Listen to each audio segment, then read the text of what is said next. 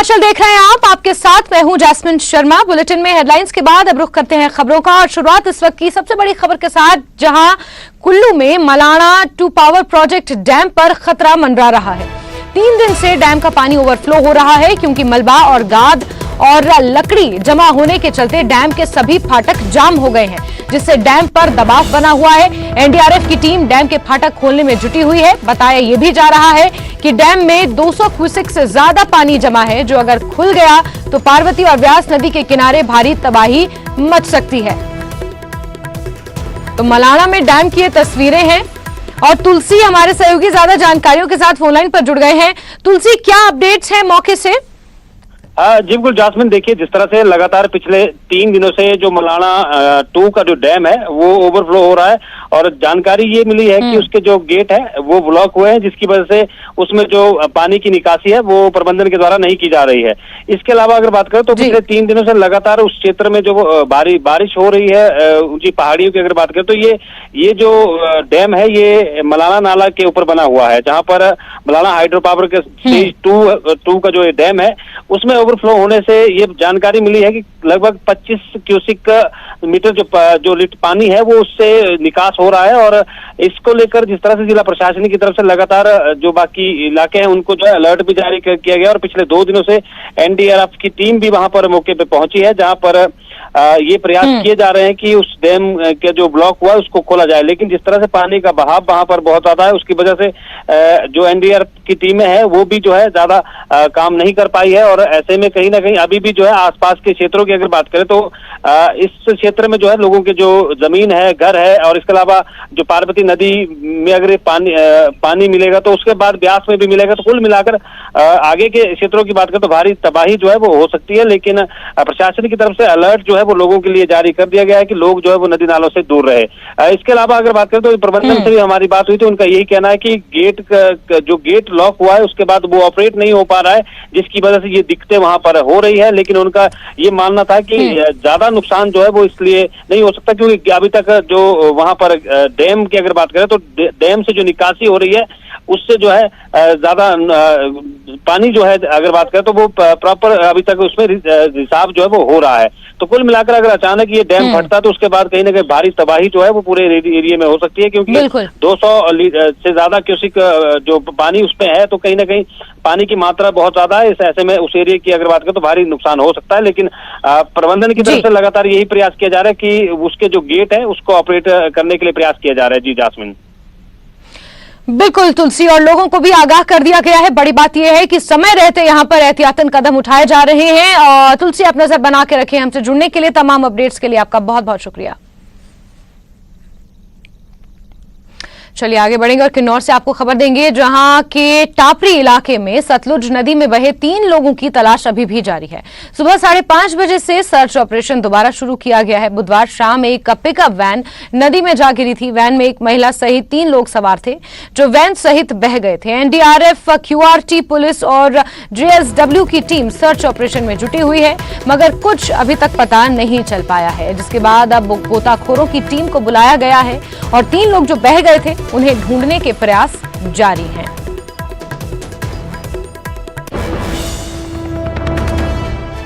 तो किन्नौर से ये बड़ा अपडेट आपको दे रहे हैं, जहां सतलुज नदी अपने उफान पर इस दौरान बह रही है और इसमें 3 लोग बह गए थे। गाड़ी समेत ये 3 लोग बह गए थे। इन्हें ढूंढने की कोशिशें की गई, लेकिन इनका कोई अता पता नहीं चला और अब एनडीआरएफ की टीम को मौके पर बुलाया गया है। गोताखोर मौके पर पहुंचे हैं और इन लोगों को ढूंढने की कोशिशें की जा रही हैं। सुबह 5:30 बजे से यह सर्च ऑपरेशन जारी है, लेकिन अभी तक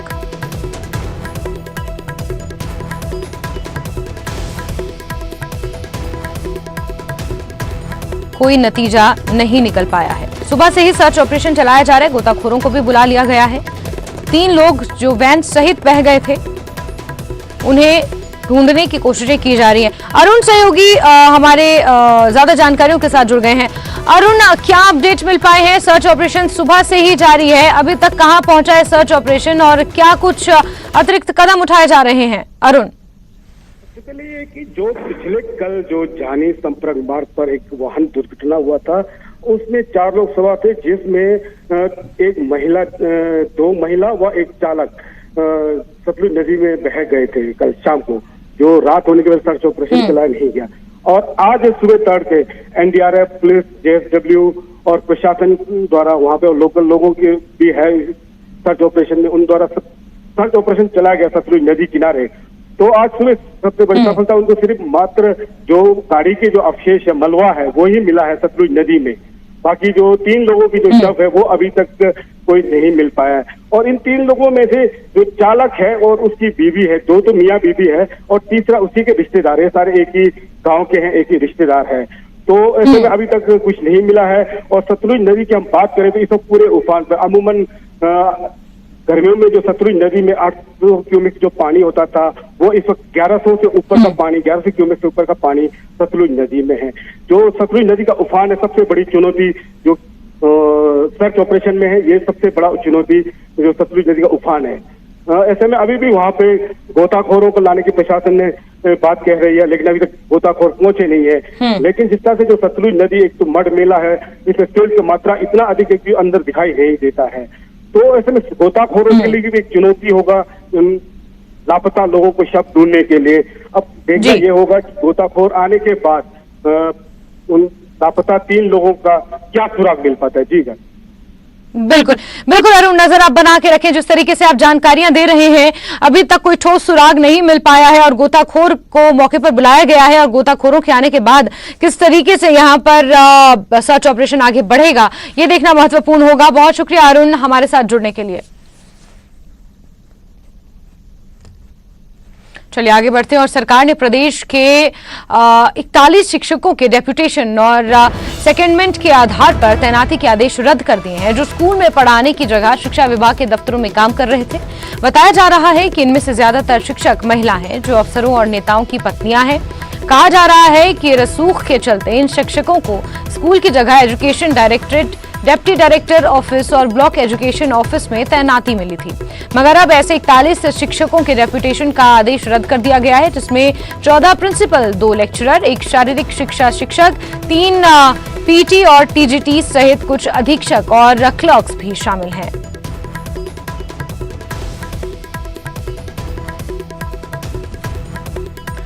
तो बड़ी खबर आपको बता रहे हैं, बड़ा अपडेट यहां पर सामने निकल कर आया है, जहां सरकार ने यह आदेश जारी किया है कि प्रदेश के 41 शिक्षकों के डेप्यूटेशन और सेकेंडमेंट के आधार पर उनकी तैनातियों को रद्द किया जाए। स्कूल में पढ़ाने की जगह कुछ शिक्षक ऐसे थे जो शिक्षा विभाग के दफ्तरों में कार्यरत थे, और बताया जा रहा है कि इनमें से ज्यादातर शिक्षक महिलाएं हैं, जो अफसरों और नेताओं की पत्नियां हैं, और इनके डेप्यूटेशन और सेकेंडमेंट के आधार पर इनके जो ऑर्डर्स हैं उन्हें रद्द किया गया है।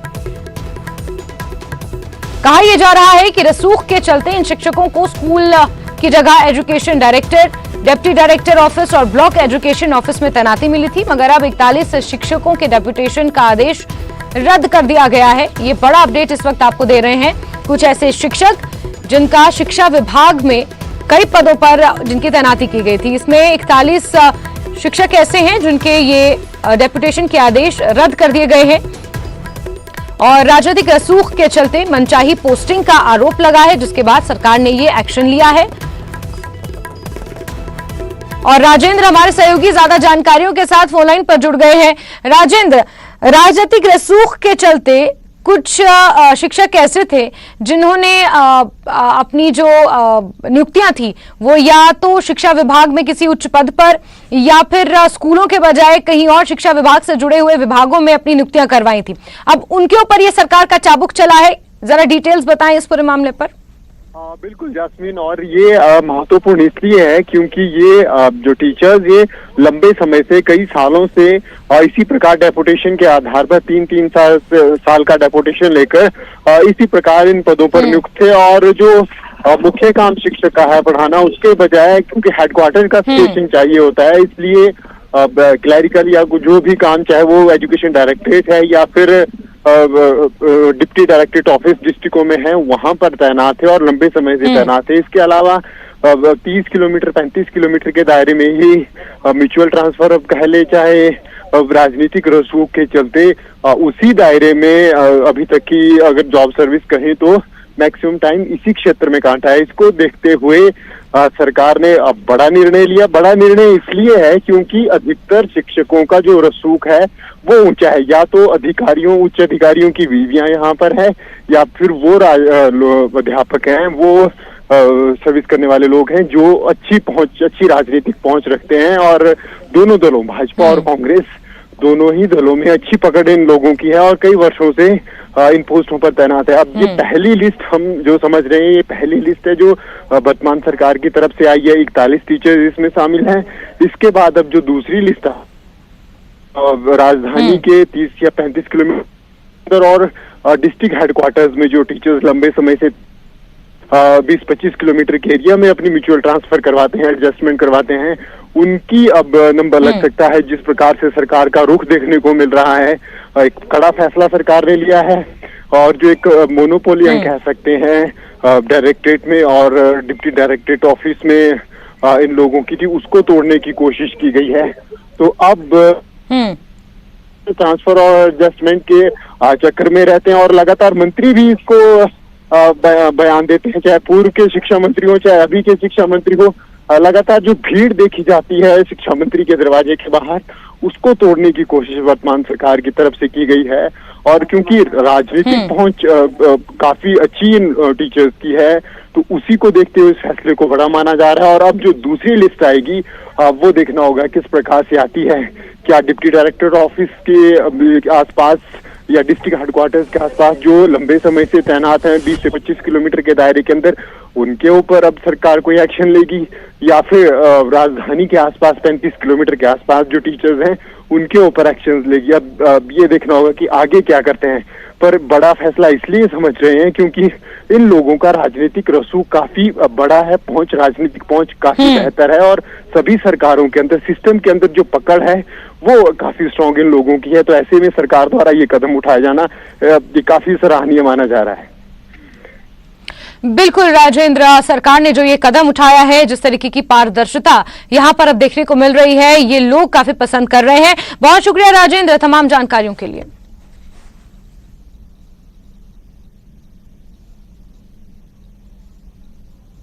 चलिए आगे बढ़ेंगे और सीएम सुक्खू आज कांगड़ा में बाढ़ से हुए नुकसान का हवाई सर्वे करेंगे। सीएम बड़ा भंगाल, छोटा भंगाल और कांगड़ा के कई इलाकों का हवाई सर्वे करने वाले हैं।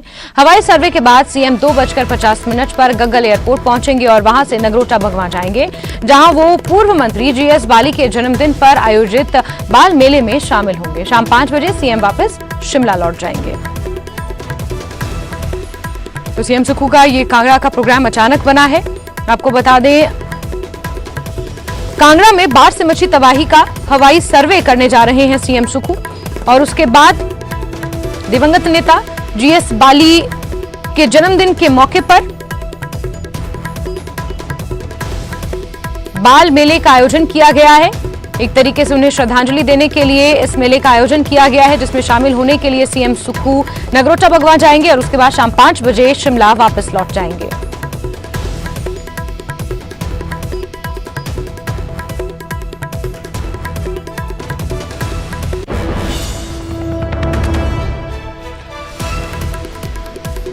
तो बड़ी खबर आपको बता रहे हैं, जहां कांगड़ा में बाढ़ से मची तबाही का हवाई सर्वे सीएम सुक्खू करेंगे। 2:50 पर गग्गल एयरपोर्ट पर वापस लौट आएंगे और उसके बाद नगरोटा भगवां जाने का कार्यक्रम है, जहां जीएस बाली के जन्मदिन के मौके पर उन्हें श्रद्धांजलि स्वरूप एक बाल मेले का आयोजन किया गया है। उस बाल मेले में शिरकत करेंगे सीएम सुक्खू और उसके बाद शाम 5 बजे शिमला वापस लौट जाएंगे। इससे पहले आपको याद होगा कि कई बाढ़ प्रभावित क्षेत्रों का सीएम ने हवाई सर्वे किया था। स्पीति वैली का भी वो हवाई सर्वे करने वाले थे, लेकिन लगातार मौसम खराब होने की वजह से उनका हेलीकॉप्टर उड़ान नहीं भर पाया था। और अब बड़ा अपडेट निकल कर आया है कि कांगड़ा में भी जिस तरीके से बारिश ने तबाही मचाई है, खासतौर पर बड़ा और छोटा भंगाल के जो दूर दराज के पहाड़ी इलाके हैं, वहां पर मौसम ने किस तरीके से कहर बरपाया है, बारिश और बाढ़ की वजह से क्या तबाही वहां पर देखने को मिली है, इसका हवाई सर्वे सीएम सुक्खू करने वाले हैं, जिसके बाद नगरोटा भगवां जाएंगे और विचित्र हमारे सहयोगी ज्यादा जानकारियों के साथ फोनलाइन पर जुड़ गए हैं।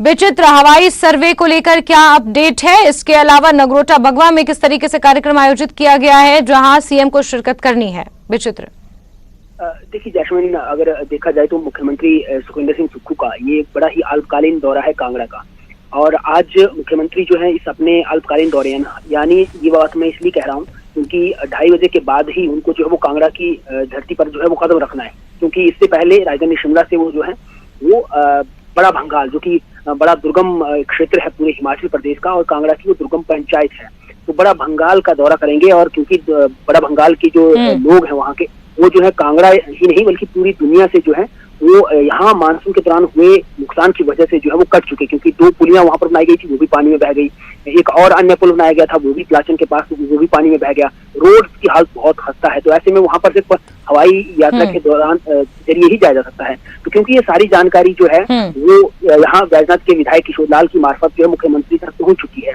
और यहाँ के भी लोगों के द्वारा जो है वो पहुंचाई गई है। तो ऐसे में मुख्यमंत्री की ओर से पहले तो उस क्षेत्र का हवाई सर्वे किया गया है कि कहाँ कहाँ नुकसान हुआ है, उसका जायजा लिया गया है, और उसके बाद जो है अब कांगड़ा की ओर वो आ रहे हैं, और उसके बाद नगरोटा बगवा जो वो आ जाएंगे। नगरोटा बगवा में जैस्मिन हम बता दें अपने दर्शकों को कि जब नगरोटा बगवा के पूर्व में जो विधायक रहे, मंत्री रहे हैं, यहाँ से कांग्रेस के बड़े नेता रहे हैं GS वाली, वो जो है अपने जन्मदिवस को, उनका जन्मदिवस जो है वो 25 जुलाई को मनाया जाता है। तो उस दिन जो है उन्होंने बाल मेले की एक शुरुआत करी थी, और ये बाल मेला उनके जो सुपुत्र हैं रघुवीर सिंह बाली, जो आज टूरिज्म के चेयरमैन भी हैं हिमाचल प्रदेश में, टूरिज्म उनके, तो उनकी ओर से उसका निर्वहन किया जा रहा है, यानी लगातार उस परंपरा को आगे बढ़ाया जा रहा है। तो ये उनका निजी कार्यक्रम है, और उसी निजी कार्यक्रम में बतौर मुख्य अतिथि आज मुख्यमंत्री जो यहाँ पर आ रहे हैं, और देर शाम को फिर इस कार्यक्रम में शिरकत करने के बाद वापस राजधानी शिमला जाएंगे। जैस्मिन जी बिल्कुल विचित्र, बहुत शुक्रिया विस्तार से ये तमाम जानकारियां देने के लिए। वहीं कल चंबा के मिंजर मेले में शामिल होने पहुंचे डिप्टी सीएम के विरोध में जमकर नारेबाजी हुई। बीजेपी नेता जय सिंह ने भरमौर चौक पर विरोध प्रदर्शन करते हुए डिप्टी सीएम मुकेश अग्निहोत्री को काले झंडे दिखाए। जय सिंह ने कहा कि बारिश से पूरे जिले में भारी नुकसान हुआ, लेकिन सरकार लोगों की मदद नहीं कर रही है। डिप्टी सीएम ने बाद में मीडिया से बात करते हुए कहा कि सरकार लोगों तक जल्द से जल्द और ज्यादा से ज्यादा राहत पहुंचाने में जुटी है। मैं हिमाचल प्रदेश के उप मुख्यमंत्री माननीय मुकेश अग्निहोत्री जी से पूछना चाहता हूं कि वो जिला चंबा में कौन सा चेहरा लेकर जिला चंबा में आए हैं। पूरे हिमाचल प्रदेश में भारी वर्षा के कारण पूरे हिमाचल प्रदेश में नुकसान हुआ है। मुख्यमंत्री और उप मुख्यमंत्री, ये जो सुक्खू मुखी की जोड़ी है, ये सैर सपाटे के चक्रों में पड़ी हुई है। आज भी मुख्यमंत्री सैर सपाटे पर चले हुए हैं और उप मुख्यमंत्री चंबा में मौज मस्ती करने के लिए आ रहे हैं। देश में जैसी बाढ़ और बारिश की बनी हुई है और जितना नुकसान हुआ है, हम केंद्र सरकार से भी कहेंगे कि वो हिमाचल प्रदेश की मदद करें। हिमाचल प्रदेश जो है इस समय संकट में है, प्रदेश के आर्थिक रिसोर्सेज नहीं हैं, और कुछ लोग जो हैं, ख़ास तौर पे ये मेले का मौका है तो मैं राजनीति नहीं लाना चाहता, इसमें कोई भी ऐसी बात नहीं करना चाहता, लेकिन अभी तक हमें केंद्र से कोई भी वित्तीय मदद नहीं मिली है। जो मदद आई है वो हमारे नॉर्म्स के तहत जो स्टेट को मिलनी है दिसंबर तक, वो पैसा हमारा अपना पैसा है, वो पैसा आया है। बिलासपुर के श्री नैना देवी मंदिर के कर्मचारियों पर एक ड्राइवर से मारपीट का आरोप लगा है, जिसके बाद श्रद्धालुओं ने हंगामा करते हुए घवांडल चौक पर रोड जाम कर दिया। श्रद्धालुओं का कहना है कि उनकी गाड़ी पार्किंग में खड़ी नहीं थी, फिर भी पार्किंग में तैनात स्टाफ पैसे मांगने लगे। इसी को लेकर हुए विवाद के बाद कर्मचारियों ने ड्राइवर की जमकर पिटाई कर दी, जिसे अस्पताल में भर्ती करना पड़ा। बवाल बढ़ने पर पुलिस मौके पर पहुंची। 2 लोगों के खिलाफ मामला दर्ज कर पुलिस ने जांच शुरू कर दी। नैना देवी सवारी उतारी में और मैं सुमो वाला था लोग का, मैंने कहा भाई भी मेरी बड़ी गाड़ी ऊपर नहीं जाएगी, आप ले जाओ। और जिन जहाँ मेरी गाड़ी खड़ी होगी वहाँ उतार देंगे। उन्हें 60 रुपये अप डाउन बोले। मैंने ठीक है जी। तो मैंने लगाई नीचे बाईपास जाके, वहाँ बंदे आए, बोले तेरे को नहीं था पता भाई ऊपर गाड़ी लगती है पार्किंग में। मैंने तो जब गाड़ी नहीं है मैंने तो क्यों जाऊँगा भाई, इसकी वजह से मारने पड़ गए। वहीं जसवा परागपुर में पूर्व मंत्री विक्रम ठाकुर का गाना वायरल हो रहा है। बुधवार को यहां बीजेपी की तरफ से करगिल विजय दिवस कार्यक्रम का आयोजन किया गया था, जिसमें शहीदों को श्रद्धांजलि देते हुए पूर्व मंत्री ने देशभक्ति का गीत गाया था, जो अब जमकर वायरल हो रहा है।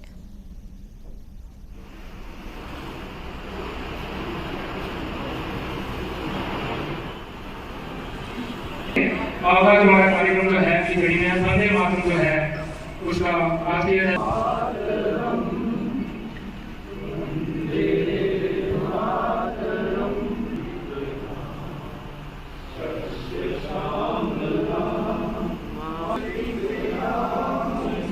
कहीं पर्वत झुके भी हैं,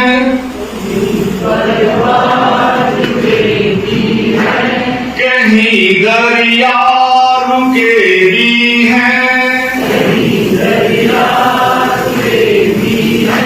नहीं रुकती रवानी है,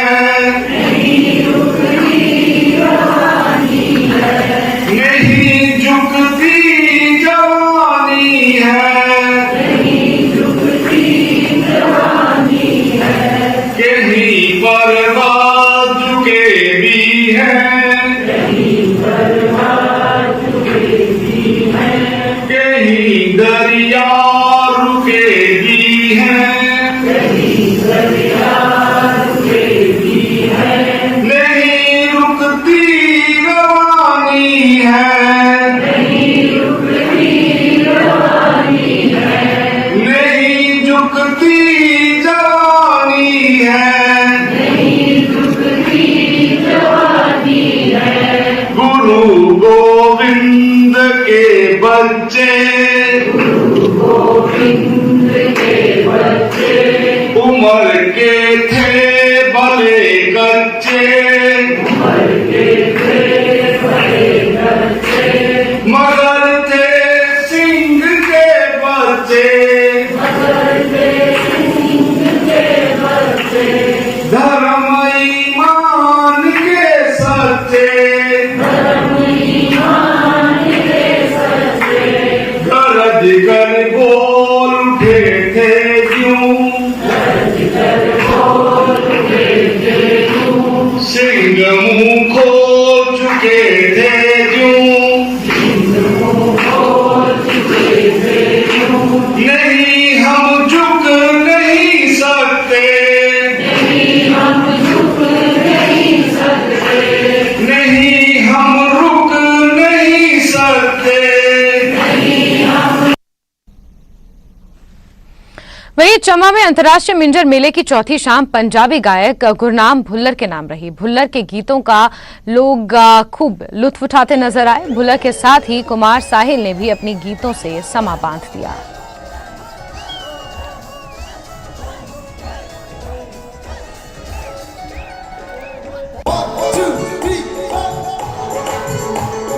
छेड़ो हमें, हम सताए हुए हैं, बहुत जख्म सीने पे खाए हुए हैं। सितमगर हो तुम खूब पहचानते हैं, तुम्हारी अदाओं को हम जानते हैं। दगाबाज हो तुम सितम ढाने वाले, करे बेमोहब्बत में उलझाने वाले। ये रंगी कहानी तुम्ही को मुबारक, तुम्हारी जवानी तुम्ही को हमारी तरफ से निगाहें हटा लो, हमें जिंदा रहने दो।